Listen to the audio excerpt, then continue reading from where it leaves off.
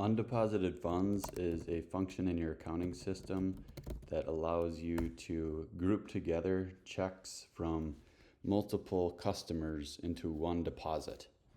So I'll go to gravybooks.com, which gives me a free accounting system where I can add an entity and start showing how this works.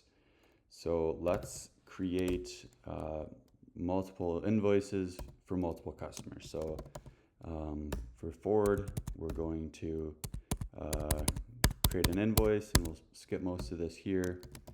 And let's say we provide a cleaning service, and that goes into a cleaning sales income account.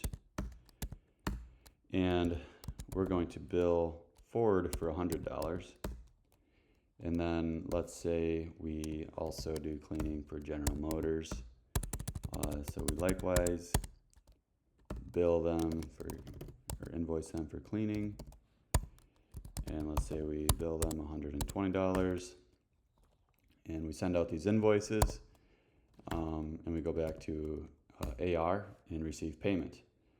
So let's say we open our mailbox and we have a check from Ford and a check from GM.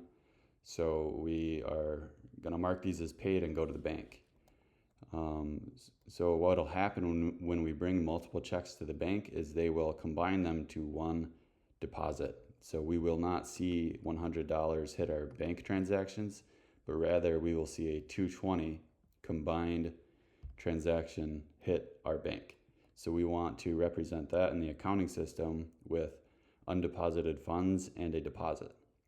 So I'll create a new payment for Ford, and importantly, the deposit account here will be undeposited funds because we are combining it with another check.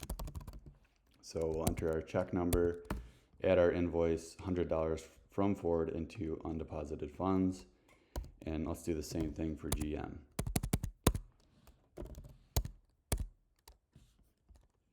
$120 from GM.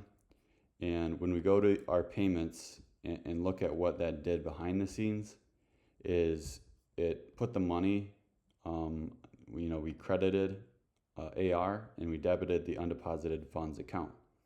So now our undeposited funds account carries a $220 balance. And what we want to do next is when we make that deposit is to if we go physically make the deposit at the bank, is to create that deposit in the accounting software to transfer that money into the bank account.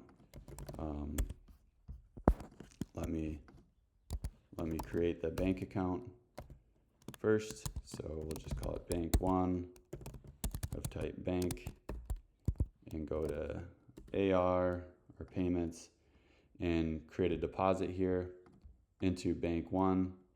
And maybe the bank tells us it's a deposit confirmation number here, and we check the payments in undeposited funds, and we post that deposit.